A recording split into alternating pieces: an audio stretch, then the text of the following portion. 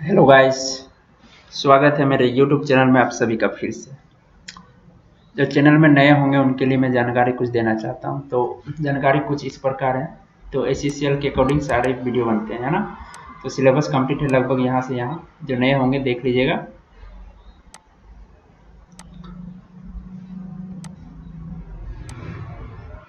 तो अब जो सिलेबस नीचे की ओर चला गया है, तो फर्स्ट एड हो गया है, ड्रिंकिंग वाटर हो गया है, वर्कमैन हो गया है, पिट सेफ्टी कमेटी हो गया है, माइंड रेस्क्यू रूल आज का टॉपिक हो क्या होगा, माइंड रेस्क्यू रूल। तो ध्यान से मेरी बातों को सुनिएगा, लास्ट तक बने रहिएगा और चैनल में नए होंगे तो सब्सक्राइब कर लीजिएगा और मेरे टेलीग्राम में जरूर जुड़िएगा। वहाँ पर काफ़ी इन्फॉर्मेशन मिलता है, कुछ भी नोटिफिकेशन आता है, कोई भी वैकेंसी की कोई रिजल्ट आउट होता है या कुछ भी होता है तो वहाँ पर मैं तुरंत डाल देता हूँ, जितना जल्दी होता है डालता हूँ।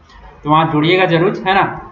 और जो चैनल में नए होंगे जो एससीसीएल सिलेबस के बारे में नहीं पता होगा तो उसके लिए मैं बता दूं, कि एमसीक्यू सेट मैंने तैयार किया काफ़ी मेहनत के बाद। ये मेरा कॉन्टैक्ट नंबर है, इसमें कॉन्टैक्ट करके आप ले सकते हैं। और ये देख रहे हैं लिखा हुआ अकॉर्डिंग टू सिलेबस बनाया गया एससीसीएल का। तो आप हमसे ले सकते हैं, पूरा सिलेबस कवर कर दिया गया है उस सेट पे और अच्छी क्वेश्चन है, काफ़ी रिव्यू अच्छा है अभी तक, ठीक है। और उम्मीद है कि 60+ क्वेश्चन उसमें रहने चाहिए, 80 के 80 रहेंगे तो काफ़ी बढ़िया है, ठीक है। तो आप लोग कांटेक्ट कर सकते हैं मेरे से व्हाट्सएप में या तो फिर कॉल कर सकते हैं डायरेक्ट।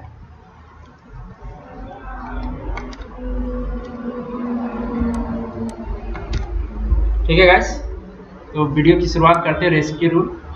तो मेरे पास ज़्यादा टाइम नहीं था, लिखा नहीं कुछ था, मैं डायरेक्ट बताऊंगा, लिख के बताऊंगा और समझाऊंगा।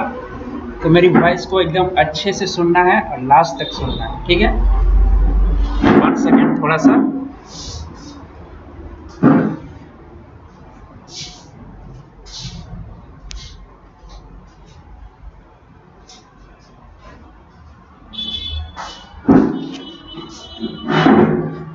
तो गाइस शुरू करते हैं।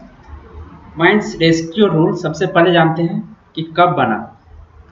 माइंस रेस्क्यू रूल जो है 2 अप्रैल, मैं लिख देता हूँ, ये सब लिख लीजिएगा आप लोग। 2 अप्रैल 1900 क्या होगा 85, ठीक है। 2 अप्रैल 1985 में रेस्क्यू रूल इम्प्लीमेंट हुआ था। बना कब था, जब से इम्प्लीमेंट होता है यानी कि लागू होता है तभी से माना जाता है कि हमारा बना, ठीक है। तो ये हो जाएगा आपका 2 अप्रैल 1985। और माइंस रेस्क्यू रूल 1985 कहाँ कहाँ लागू होता है। रेस्क्यू रूल है तो एवरी अंडरग्राउंड माइंस में लागू होगा। कहाँ, ओपन कास्ट में होगा क्या, नहीं, एवरी अंडरग्राउंड माइंस ओनली,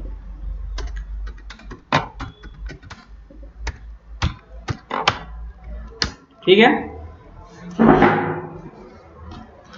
अगला सुनिएगा, बिलो ग्राउंड माइंस या group of below ground mines में रेस्क्यू स्टेशन बनाने के लिए इनसे कंसल्ट एवं इनके परमिशन ली जाती है। तो बिलो ग्राउंड यानी अंडरग्राउंड माइंस में अगर रेस्क्यू स्टेशन बनाना चाहते हैं तो उस समय परमिशन लेना पड़ता है, ठीक है। और कंसल्टेशन का मतलब होता है सुझाव, किससे किससे बात की जाएगी। तो यहाँ पर आंसर है ओनर से कंसल्ट किया जाएगा। किससे, ओनर से बातचीत होगी। और परमिशन किससे लिया जाएगा, chief inspector of mines. DGMS का ये आदमी है जो चीफ इंस्पेक्टर ऑफ माइंस के पद में रहता है, ठीक है। अगला क्वेश्चन को ध्यान से सुनना है। सारे क्वेश्चन जो मैं बताऊंगा आंसर बताऊंगा तो ध्यान से सुनना है, क्योंकि यहाँ पे कुछ ज़्यादा लिखा हुआ नहीं है। मेरी बातों को ध्यान देना और फिर आपको सुनना है और फिर देखना है, ठीक है। तो पहला काम क्या है, सुनना है फिर देखना है। प्रत्येक रेस्क्यू स्टेशन में कितने सुपरिंटेंडेंट अपॉइंट किए जाएंगे। तो रेस्क्यू स्टेशन में सुपरिंटेंडेंट होते हैं, तो प्रत्येक रेस्क्यू स्टेशन में कितने सुपरिंटेंडेंट अपॉइंट किए जाएंगे। तो एक रेस्क्यू स्टेशन में एक ही सुपरिंटेंडेंट होंगे। कितने होंगे, 1 ओनली। क्या होगा, सुपरिंटेंडेंट। स्पेलिंग गलत हो सकती है, आप सुधार कर सकते हैं, है ना। ओनली 1 सुपरिंटेंडेंट रहेंगे। अगला क्वेश्चन को सुनिए, प्रत्येक रेस्क्यू स्टेशन में कितने इंस्ट्रक्टर नियुक्त किए जाएंगे। कम से कम 2। कितने, मिनिमम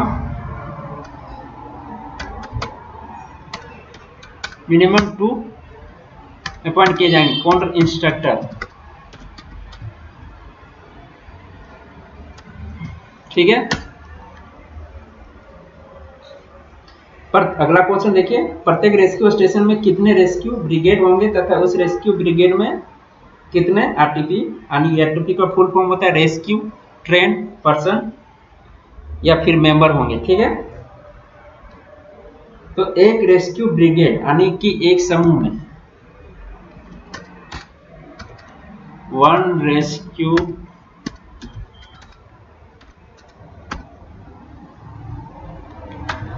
ब्रिगेड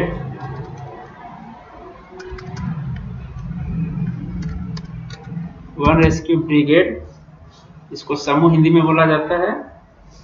तो उसमें कितने मेंबर्स होंगे? 18 से कम नहीं होगी, 18 से इंग्लिश में लिख देता हूँ, कम नहीं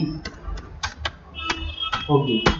ठीक है, तो वन रेस्क्यू ब्रिगेड में 18 से कम मेंबर नहीं होगी, या इसको बोल सकते हैं आरटीपी या फिर मेंबर, जिनकी संख्या क्या होगी? 18 से कम नहीं होगी।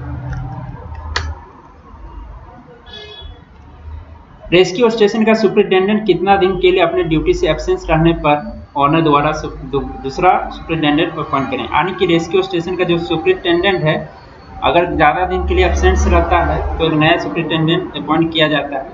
तो वो दिन जो है कितने होंगे, कितने दिन के लिए एब्सेंस रहेंगे? अगर 60 दिन के लिए एब्सेंट हो जाता है, 60 डेज के लिए एब्सेंस रहता है, तो क्या प्रोविजन है? न्यू सुपरिटेंडेंट, पूरा नहीं लिख रहा हूं, यहाँ पर लिखा हुआ सुपरिटेंडेंट, इसको देखिएगा, सुपरिटेंडेंट अपॉइंट किया जाएगा। ठीक है, और कौन करेगा? ऑनर करेगा, है ना, बाय ऑनर, बाय ऑनर किया जाएगा। क्वेश्चन सुनिए, सुपरिटेंडेंट को अपॉइंट करने के लिए कितने दिनों के अंदर ऑनर जो है चीफ इंस्पेक्टर एवं ब्रीम को नोटिस करेंगे? जब माइंस में नया सुपरिटेंडेंट अपॉइंट होता है उस समय नोटिस करना पड़ता है, वो कितने दिनों के अंदर और किस फॉर्म में किया जाता है ये भी जानकारी है। तो 7 दिनों के अंदर, विद इन 7 डेज फॉर्म क्या रहेगा? इस फॉर्म में भेजा जाता है, फॉर्म 1। फॉर्म 1 में इसकी जानकारी रीजनल इंस्पेक्टर और चीफ इंस्पेक्टर को दी जाएगी। अगला क्वेश्चन सुनिए, रेस्क्यू स्टेशन के काम क्या है, यानी फंक्शन क्या होता है? इसको ध्यान से सुनिएगा, इसको लिखूंगा नहीं मैं। रेस्क्यू एंड रिकवरी वर्क के लिए इनिशियल ट्रेनिंग प्रोवाइड करना, यानी रेस्क्यू एंड रिकवरी काम जो होती है उसके लिए इनिशियल ट्रेनिंग प्रोवाइड करता है। सेकेंड पॉइंट देखिएगा, आरटीपी को रिफ्रेशर ट्रेनिंग प्रोवाइड करना। आरटीपी जो रेस्क्यू ट्रेन पर्सन है उसको रिफ्रेशर ट्रेनिंग भी प्रोवाइड करता है रेस्क्यू स्टेशन। ठीक है, किसी मेजर एक्सीडेंट या long lasting rescue and recovery work में अपने रेस्क्यू टीम एवं सुपरिटेंडेंट्स के द्वारा मदद करना। कोई मेजर एक्सीडेंट हुआ है या लॉन्ग लास्टिंग रेस्क्यू चल रहा है तो उस समय क्या करेगा? रेस्क्यू टीम एवं इक्विपमेंट के द्वारा मदद करेगा, कौन? Rescue station. अगला सुनिए, जिन बिलो ग्राउंड माइंस में का रेस्क्यू रूम नहीं है, कई सारे माइंस जो है रेस्क्यू रूम बनाते हैं अंडरग्राउंड में, नहीं बनाते हैं, तो जिसके पास नहीं है वो रेस्क्यू रूम की तरह कार्य करेगा। कौन काम करेगा? Rescue station. ठीक है, ये टॉपिक हो गया फंक्शन ऑफ रेस्क्यू स्टेशन। तो यही था आपका फंक्शन ऑफ रेस्क्यू स्टेशन का, मैंने बता दिया। वीडियो दोबारा आगे पीछे करके सुन सकते हैं एक बार में नहीं समझे होंगे तो।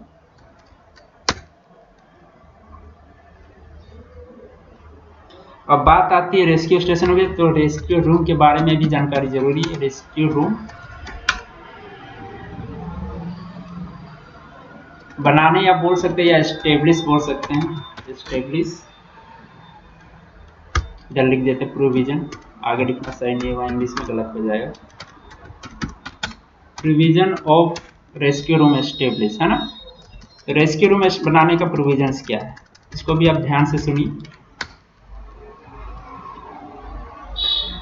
बिलो ग्राउंड माइंस में ऑर्डिनरली एम्प्लॉयड 100 से अधिक होने पर, यानी बिलो ग्राउंड माइंस में जो हमारे कर्मचारी या वर्कर काम कर रहे हैं और 100 से अधिक होगा तो एक रेस्क्यू रूम बनाना होगा बिलो ग्राउंड।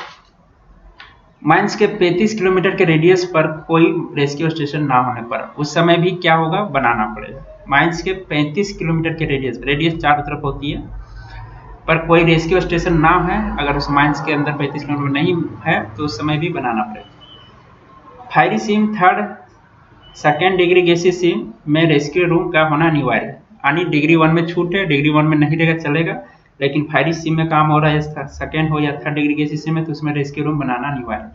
इन तीनों कंडीशन में माइन इंट्रांस के नजदीक सरफेस में एक रेस्क्यू रूम बनाएंगे एवं मेंटेन रखेंगे।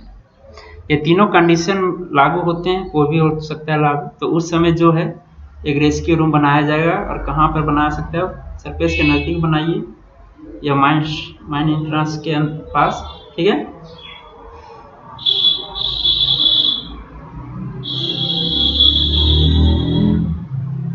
तो गैस कुछ कंडीशन है, अगला क्वेश्चन यही है कंडीशन। ये हो गया, ऊपर का जो लिखा हुआ था कंप्लीट हो गया। कंडीशन है, कंडीशन क्या है, चीफ इंस्पेक्टर यानी कि chief inspector of mines rescue room को रेस्क्यू स्टेशन की तरह फंक्शन करने के लिए परमिशन दे सकते हैं।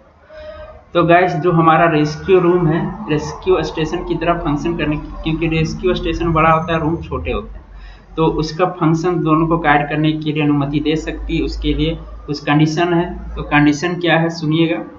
पहला कंडीशन है, यदि उस रेस्क्यू रूम के अंतर्गत आने वाले सभी बिलो ग्राउंड माइंस एक ही ओनर का हो, यानी कि जो माइंस है जिसमें आपका नहीं है रेस्क्यू रूम या स्टेशन जो भी है, तो उस समय अगर एक ही ओनर का है तो उस समय दोनों को फंक्शन करने का काम अनुमति दी जाएगी, यानी रेस्क्यू रूम को रेस्क्यू स्टेशन की तरफ फंक्शन कराने की अनुमति दी जा सकती है। अगला पॉइंट सुनिए, सभी बिलो ग्राउंड वर्किंग को मिलाकर ऑर्डिनरी एम्प्लॉयड 5000 से अधिक हो। अभी बिलो ग्राउंड का वर्किंग मिलाकर ऑर्डिनरी एम्प्लॉय 5000 से अधिक हो तो उस समय भी दिया जा सकता है। अगला देखिए, सभी बिलो ग्राउंड माइंस उस रेस्क्यू रूम के 35 किलोमीटर के अंदर, यानी कि तीसरा पॉइंट बोलता है कि सभी जो है आपका माइंस रेस्क्यू रूम जहाँ बना रहे हैं 35 किलोमीटर के अंदर होना चाहिए, यानी कि जहाँ बीच में अगर बनाते हैं तो रेडियस में अगर चारों तरफ माइंस है या बगल में, तो 35 किलोमीटर कंसीडर किया जा सकता है, उतना में रहेगा तो हो जाएगा काम। अगर नहीं रहा तो अलग से आपको रेस्क्यू स्टेशन बनाना ही पड़ेगा।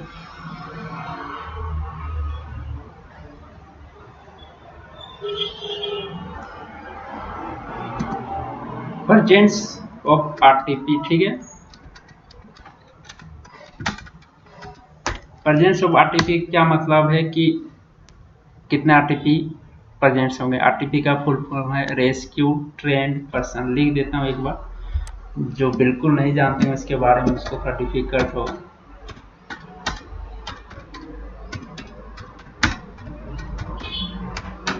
तो यही फुल फॉर्म है।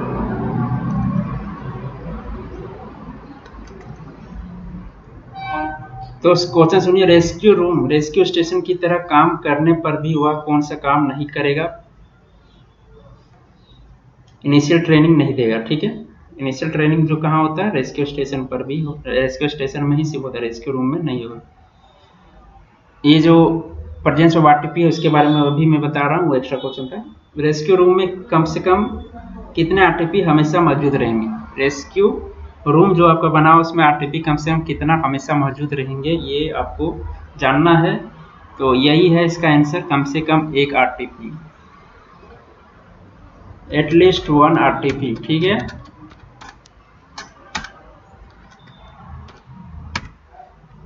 कम से कम एक मौजूद हमेशा रहेंगे।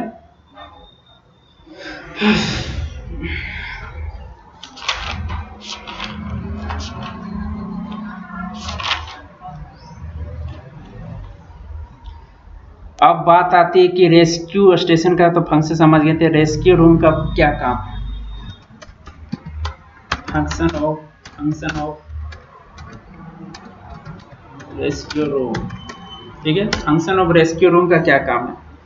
ब्रीदिंग एपराटस और अदर रेस्क्यू इक्विपमेंट जो होती है उस सब का टेस्टिंग और एडजस्टमेंट किया जाता है, ठीक है। और दूसरा पॉइंट बोलती है कि जरूरी पड़ने पर सभी इक्विपमेंट एवं एपराटस को जल्द से जल्द माइंस तक ट्रांसपोर्टिंग करेगा।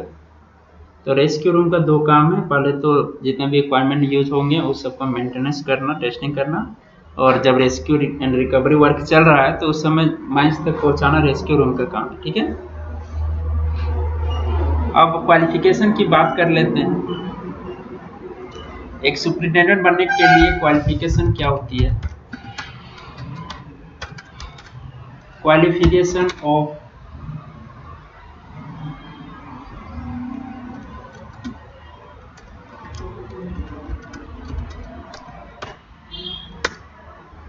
एक सुपरिटेंडेंट बनने के लिए कुछ क्वालिफिकेशन की जरूरत पड़ती है, वो ध्यान से सुनिए, दो चार पॉइंट है।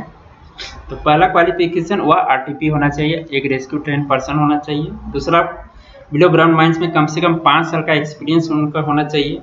अंडरग्राउंड माइंस में काम किया हुआ व्यक्ति ही एक बन सकता है, और एक आरटीपी रेस्क्यू ट्रेन पर्सन एक ट्रेनिंग लिया हुआ रहेगा तो वही एक्सपीरियंस बन सकता है। और तीसरा सबसे महत्वपूर्ण है, जो फर्स्ट क्लास मैनेजर सर्टिफिकेट चाहिए उसको। ठीक है, पहला पॉइंट क्या है? आरटीपी होना चाहिए। थोड़ा सा गाइस रुकिएगा। हेलो, हाँ जी, गुड आफ्टरनून, बोलिए। अच्छा बोलिए। हाँ, पेमेंट कर दीजिए, मैं भेज देता हूँ उसके बाद एमसी, है ना। हाँ, नॉन टेक्निकल के अलावा सारे रहेंगे।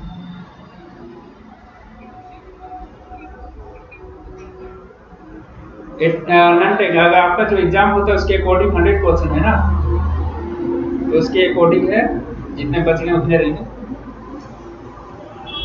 हाँ, आपका हर टॉपिक से।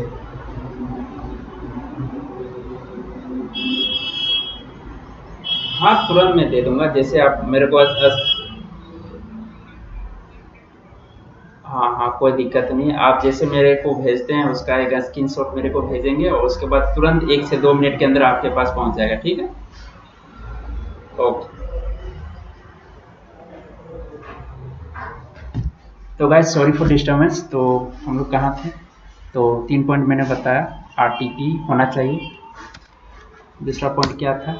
एक्सपीरियंस जो होना चाहिए, एक्सपीरियंस जो होना चाहिए 5 इयर्स का अंडरग्राउंड, है ना। अंडरग्राउंड एक्सपीरियंस 5 ईयर का होना चाहिए। ये मिनिमम है, मैक्सिमम कुछ भी रख सकते हैं, कोई दिक्कत नहीं है। और सर्टिफिकेट की बात की जाए, इसके पास सर्टिफिकेट होना चाहिए फर्स्ट क्लास। कौन सा सर्टिफिकेट? मैनेजर। ठीक है, तो ये है आपका क्वालिफिकेशन और सुपरिटेंडेंट हो गया। अब बात करते हैं इंस्ट्रक्टर का क्वालिफिकेशन। तो इंस्ट्रक्टर जो मिनिमम 2 थे ना। हेलो, हाँ, ओके ओके। तो इंस्ट्रक्टर का भी कुछ क्वालिफिकेशन है, तो क्या होनी चाहिए क्वालिफिकेशन?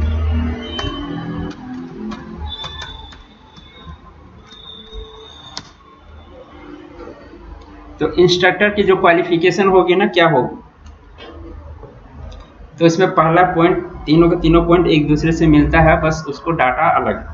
पहला पॉइंट है आरटीपी होना चाहिए, एक आरटीपी होना चाहिए। दूसरा पॉइंट बोलता है कि ये जो एक्सपीरियंस थी किधर गई?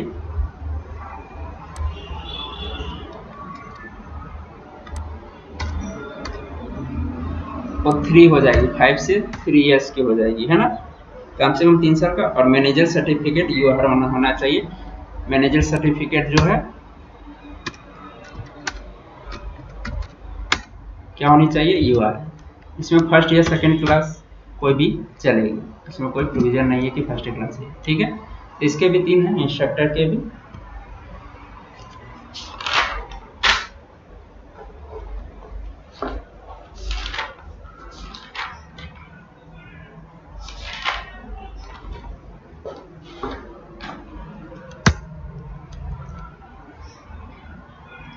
रेस्क्यू स्टेशन में किसी भी आरटीपी को मैक्सिमम कितने साल के लिए पोस्टपोन किए जाएंगे? यानी कि उसका जो डेट टाइमिंग होगी काम करने की, पोस्टिंग की, वो कितनी होनी चाहिए रेस्क्यू स्टेशन में किसी भी आरटीपी का। आरटीपी का इसको क्या लिख सकते हैं, आरटीपी का maximum working time, working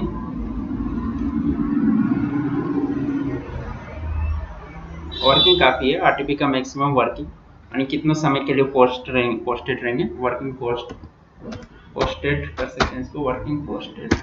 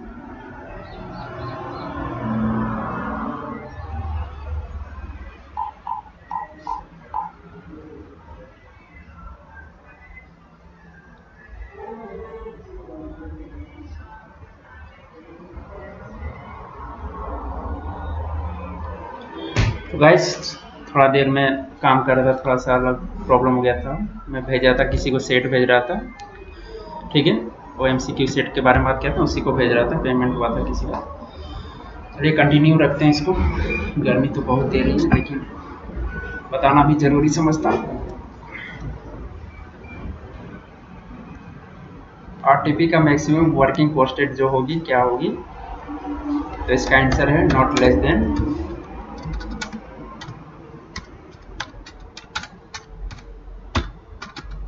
1 year and not more than 5 years.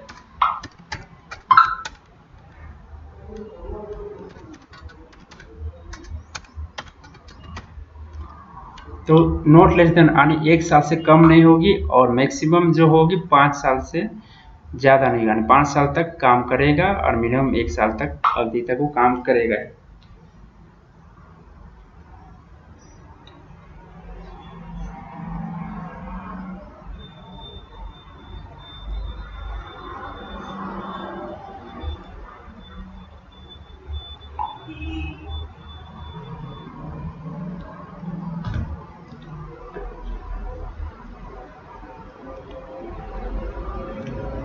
चलिए आगे बढ़ते हैं।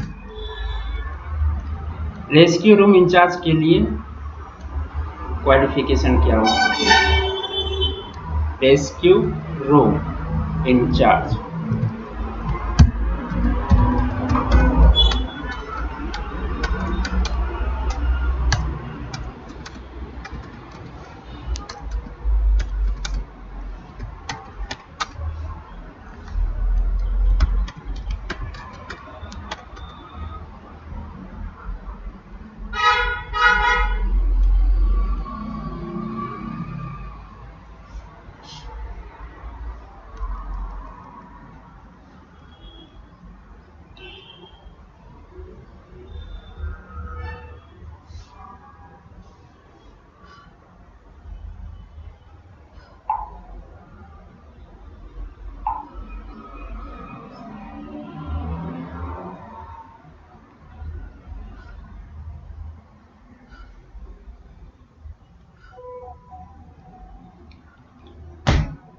तो qualification of rescue room in charge है ना, तो क्या है, सबसे पहले आरटीपी होना चाहिए, आरटीपी सब में कंपलसरी किया गया, आरटीपी होना चाहिए।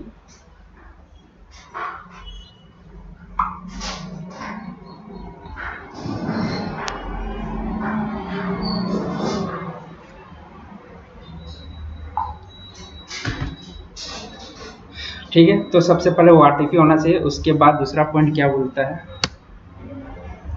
बिलो ग्राउंड माइंस का कम से कम 3 साल का एक्सपीरियंस होना चाहिए। तो इंस्ट्रक्टर का भी 3 था, इसका भी 3 है।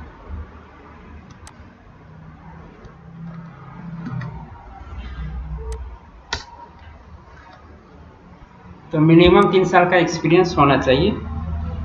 और इसका सर्टिफिकेट की बात की जाए तो मैनेजर सर्टिफिकेट होना चाहिए, यूआर रेस्ट्रिक्टेड नहीं चलेगा, या तो फिर और भी सर्टिफिकेट इसमें दिए गए, ओवरमैन होना चाहिए, ओवरमैन सारे यूआर में रहेंगे, है ना, बोलने की जरूरत नहीं, या तो फिर फॉरमैन सर्टिफिकेट होना चाहिए, क्योंकि सिर्फ अंडरग्राउंड में एप्लीकेबल है तो अंडरग्राउंड सर्टिफिकेट ही चाहिए, या तो फॉरमैन होना चाहिए। तो 3 वो है सर्टिफिकेट होल्डर बन सकते हैं room in charge.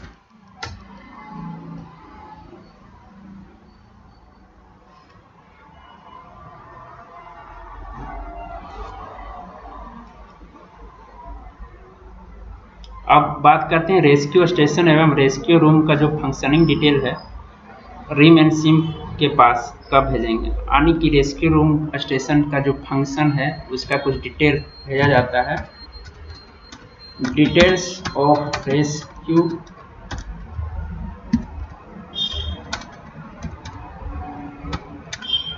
Room station detail send to RIM and SIM, यानी रीजनल इंस्पेक्टर ऑफ माइंस और सिम इंस्पेक्टर ऑफ माइंस।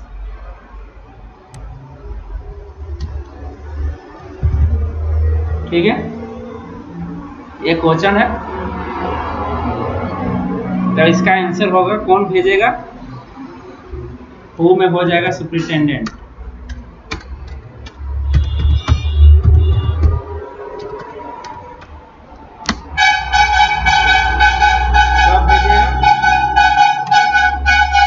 कब में आंसर हो जाएगा इसका, ऑन या बिफोर?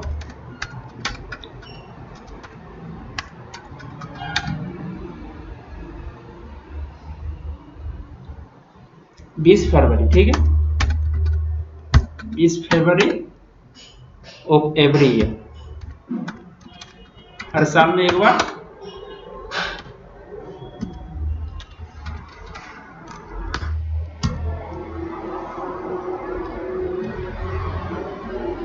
अब अगला क्वेश्चन सुनिएगा, रेस्क्यू स्टेशन के सुपरिटेंडेंट के एब्सेंस होने पर रेस्क्यू स्टेशन का इंचार्ज कौन होगा?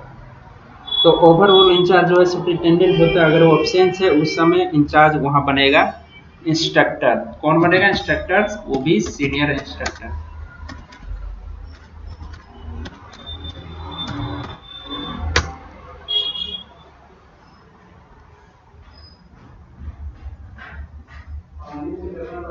अगला क्वेश्चन सुनिए, प्रत्येक बिलो ग्राउंड में कितने रेस्क्यू ट्रेसिंग रखे जाएंगे? रेस्क्यू ट्रेसिंग एक प्लान है,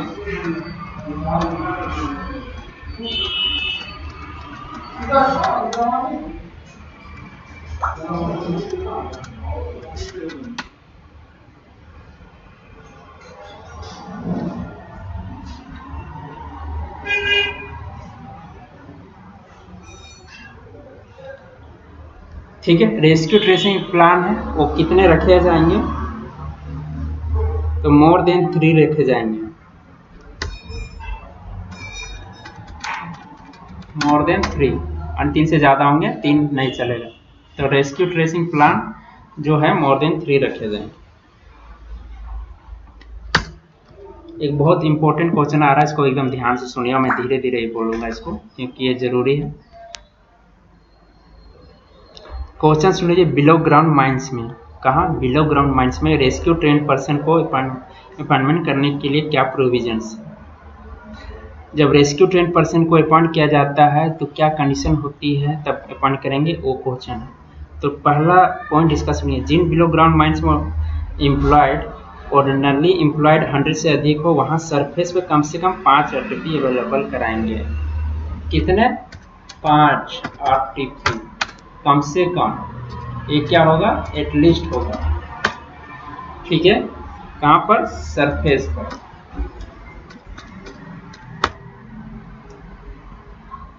इसमें परंतु है, परंतु को सुनिए, परंतु यदि ऑर्डिनरली एम्प्लॉयड 500 से अधिक हो तो प्रत्येक 100 या उसके पार्ट पर 1 आरटीपी होगा। तो 100 जो था 100 से अधिक पे 5 आरटीपी था, 100 से 500 तक 5 ही आरटीपी। अगर 500 से अधिक होती है तो प्रत्येक 100 पर, जैसे 501 होती है तो 5 था 1 जुड़ जाएगा 6 हो जाएगा। और यही आपका अगर होता है 500 पर अधिक, 100 से एक उसके पार्ट पर एक हो, यानी 100 का एक पार्ट एक है तो 501 पे हो गया 6, ठीक है। तो इसी तरह से न्यूमेरिकल भी यहाँ पर बन जाता है। कुछ न्यूमेरिकल देख लेते हैं। तो 500 तक पर कितने थे? 5 आरटीपी।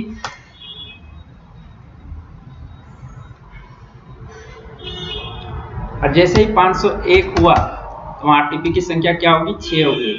100 पर बढ़ रहा है, 100 या उसके पार्ट पर कितने होगी? हो गए 6 आरटीपी।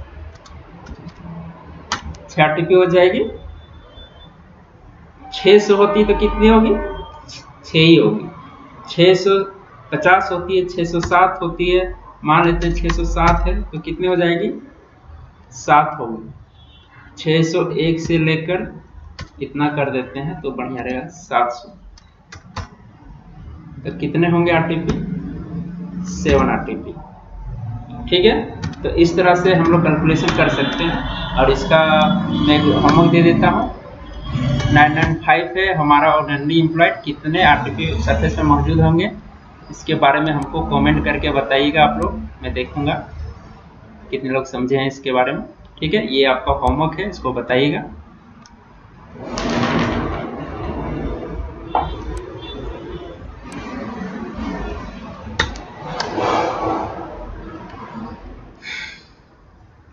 तो ओवरऑल इंचार्ज मैंने बताया, रेस्क्यू स्टेशन एवं सभी रेस्क्यू रूम का जो ओवरऑल इंचार्ज होता है सुपरिटेंडेंट होता है, ठीक है।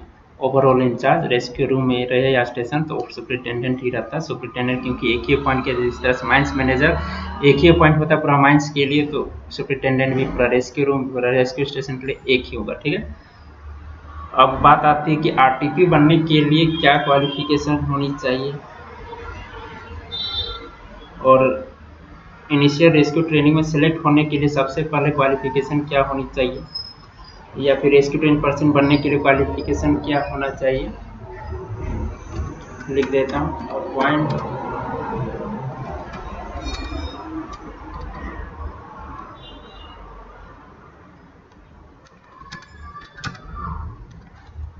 ठीक है।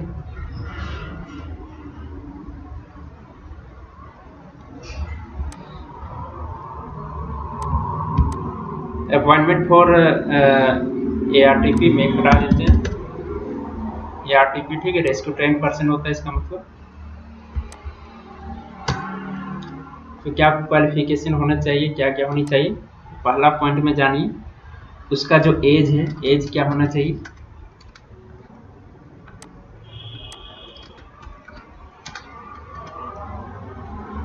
अब 21 से 30 साल, ठीक है, इसके बीच में होने चाहिए। 21 से 30 साल तक होनी चाहिए, ठीक है। ईयर लिख देते हैं, बढ़िया आ जाएगा। एज ये होनी चाहिए।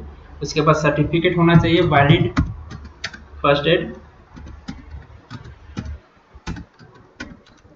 और सुनिए, अंडरग्राउंड एक्सपीरियंस होना चाहिए सफिशिएंट। कोई नहीं बताएगा 5 साल 10 साल 2 साल, सफिशिएंट बोला गया है, सफिशिएंट अंडरग्राउंड एक्सपीरियंस, ठीक है। मेडिकल फिटनेस सर्टिफिकेट भी होना चाहिए उसके पास। मेडिकल सर्टिफिकेट फिटनेस यानी पूरी तरह से फिट होना चाहिए।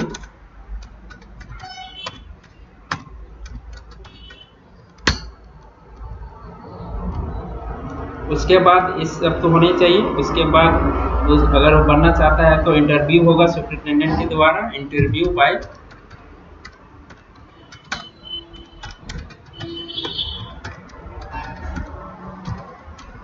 सुपरिटेंडेंट, ठीक है। अगर पास होता है इंटरव्यू तो वो एक आरटीपी बन जाएगा, उसको फिर इनिशियल ट्रेनिंग दिया जाएगा।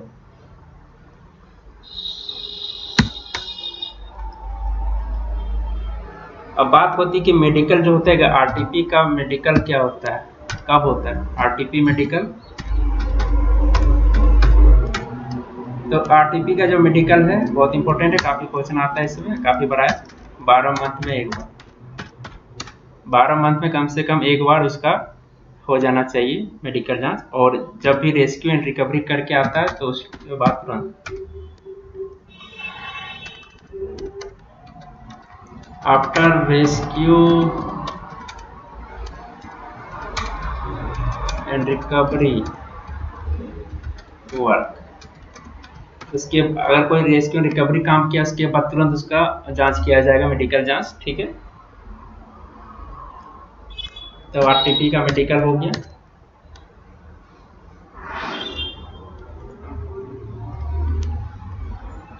अब जो रेस्क्यू रिकवरी जो काम होता है किसके अंदर किए जाएंगे, ये क्वेश्चन है। तो मैनेजर के अंदर में होगा, लेकिन अगर मैनेजर नहीं है तो क्या होगा, सरफेस पे मौजूद है प्रिंसिपल ऑफिशियल। तो प्रिंसिपल ऑफिशियल किसको बोलते हैं, माइनिंग डिसिप्लिन का पदाधिकारी जो काम के दौरान मौजूद है। ठीक है, उसको प्रिंसिपल ऑफिशियल में, तो अगर मैनेजर नहीं है तो प्रिंसिपल ऑफिशियल के प्रेजेंस में होगा।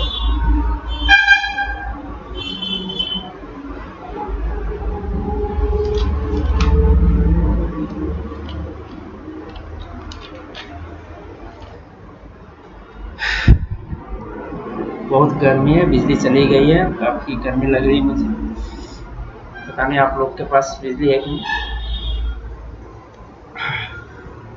चलिए गाइस, अगला क्वेश्चन की ओर बढ़ते हैं। बिलो ग्राउंड माइंस में रेस्क्यू रिकवरी वर्क के लिए किन किन व्यक्तियों को जाने का परमिशन है। Permission to be granted for rescue and recovery work.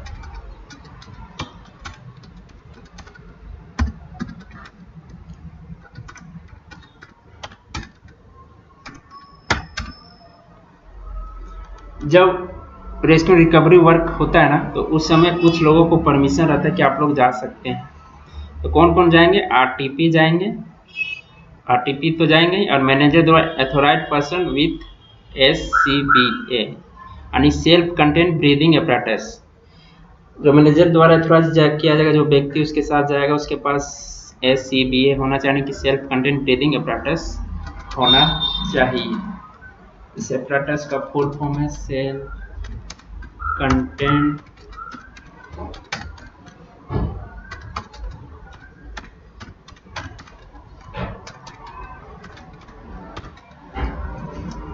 ठीक है। अगला देख लेते हैं क्वेश्चन। बिलो ग्राउंड माइंस में रेस्क्यू रिकवरी वर्क के लिए किस रूल के अकॉर्डिंग FAB यानी कि फेयर एयरबेस बनाया जाएगा। तो फेयर एयरबेस जो है रेस्क्यू रिकवरी के लिए बनाया जाता है, तो उसका रूल जान लेते हैं, कौन सा रूल है। फेयर एयरबेस बोलते हैं, ये बनाया जाता है, वहाँ पर इक्विपमेंट रखे रहते हैं, वहाँ वो जो फेयर एयरबेस होती है वहाँ पर अगर कोई भी इफेक्टेड माइंस का एरिया है उससे दूर बनाया जाता है, 2-3 पिलर या फिर सरफेस में बनाया जाता है। पूरा माइंस अगर आपका इफेक्टेड है तो सरफेस पे पहले बनाएंगे, जैसे जैसे इफेक्टेड एरिया को अच्छा करते जाएंगे उसी तरह फेयर एयरबेस हमारा बढ़ते जाता है। तो ये रूल जो है पूछा गया है किस रूल के अकॉर्डिंग है, तो रेस्क्यू रूल के अकॉर्डिंग है, rescue rule number 27।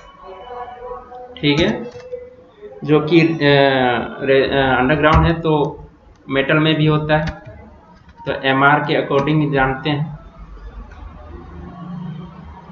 Metal rescue rule MR है, तो इसका MR 1985 खाली दिया गया है, ज़्यादा जानकारी नहीं है, तो जान लेते हैं रेस्क्यू रूल नंबर 27। और गाइस MRR जो है ना, थोड़ा सा मिस्टेक हुआ बताने में, MR माइन रेस्क्यू रूल इसका फुल फॉर्म है, तो 1985 हो जाएगा, या हटा देते हैं, मेटल का बात नहीं हो रहा, तो मुझे भी कंफ्यूजन हो जाता। तो माइंस रेस्क्यू रूल नंबर 27 के अकॉर्डिंग बनाया गया है। ठीक है, 1985 MMR का जो बुक है उसके रिकॉर्डिंग उसमें दिया गया।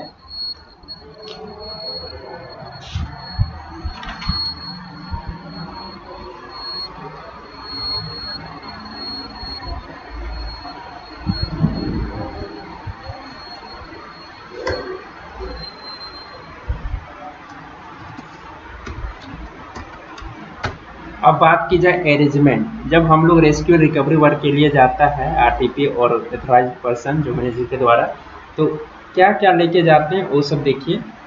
ये सब लेके जाना जरूरी। एक स्पेयर पार्ट,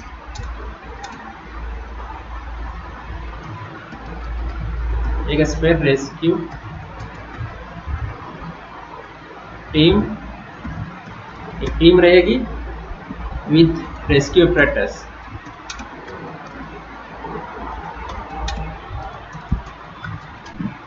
क्या रहेगी? एक टीम रहेगी, वो भी रेस्क्यू ऑपरेटर्स के साथ। सभी लोग अपना अपना रेस्क्यू ऑपरेटर्स पहन के जाएंगे ताकि अंदर का एनवायरनमेंट से कोई मतलब नहीं रहेगा, है ना। अगर बिना ऑपरेटर्स के जाते हैं तो वो भी इफेक्टेड होंगे, और तो उनको कौन बचाएगा फिर, है ना। वो खुद बचाने जा रहे हैं। तो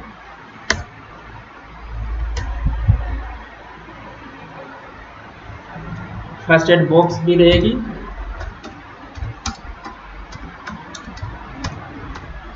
लाइन तो आ गई है, काफी अच्छा लग रहा है ना।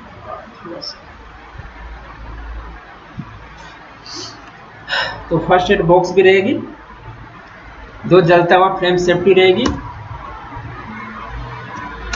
2 फ्लेम सेफ्टी लैंप, एक बंद हो जाता है दूसरा काम होगा, है ना। फिर 2 रहते फ्लेम सेफ्टी लैंप, वो भी जलता हुआ, है ना, जलता हुआ। सीओ डिटेक्टर भी साथ लेके जाएगा। क्या लेके जाएगा? सीओ डिटेक्टर भी साथ ले जाएगा। एक हाइग्रोमीटर भी रहेगा,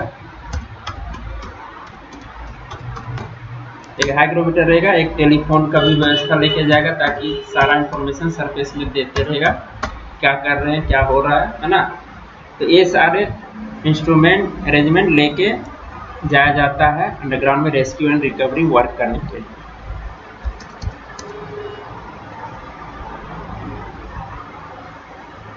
अब रेस्क्यू करने के लिए जा रहे हैं तो हमें एक लीडर की जरूरत पड़ती है। तो इसका अपॉइंटमेंट कौन करता है? सुपरिटेंडेंट करता है। सुपरिटेंडेंट बताएगा कि आप लीडर रहेंगे, ठीक है, आप लीड कीजिए सभी को। अगला क्वेश्चन यही था कि अपॉइंटमेंट कौन करेगा लीडर का? तो सुपरिटेंडेंट करेगा।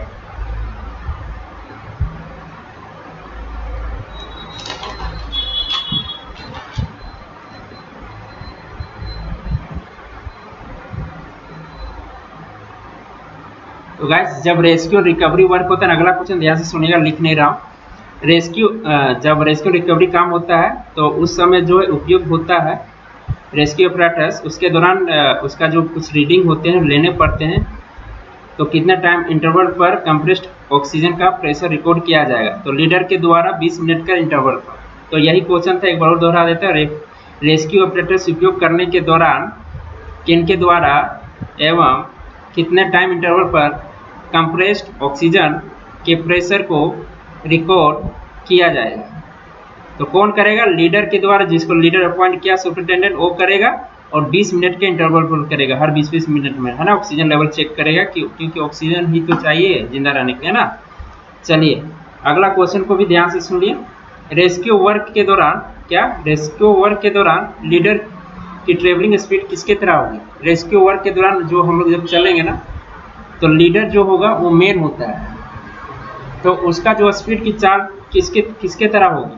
तो इसका आंसर है सबसे धीरे चलने वाली मेंबर्स के स्पीड्स की। यानी जो मेंबर्स आपका सबके धीरे चल रहा है उतने ही स्पीड से लीडर भी चलेगा, यानी कि सब साथ साथ चलेंगे।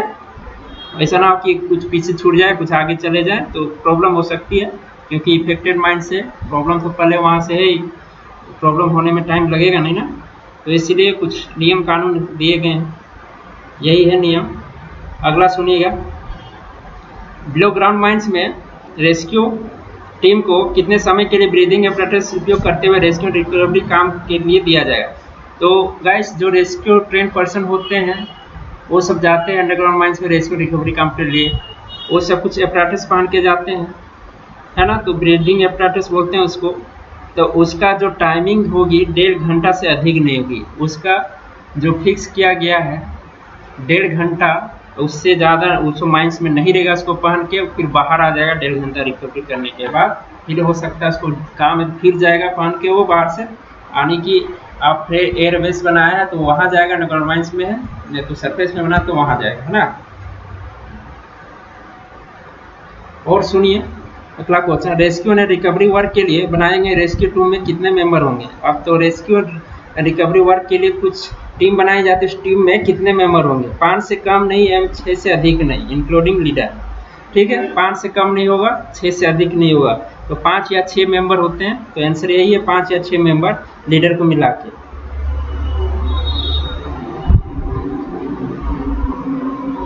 तो गाइस पूरा का पूरा रेस्क्यू रूल जो बुक है या बोल सकते हैं जो नोट्स है, पूरा का पूरा इस वीडियो में मैंने कवर करा दिया है ना। उम्मीद ही होगा मेरे को कि आप लोग लास्ट तक देखे होंगे, आपको जानकारी पूरी मिली होगी। अगर कुछ जानकारी नहीं मिली होगी, अगर आप पढ़ने वाले हैं जो अपने से पढ़ के बैठे होंगे, तो हो सकता है आपको कुछ पकड़ में आ जाए। तो मेरे को कमेंट करके बताइएगा, मैं उसका आंसर देने के लिए रेडी हूँ।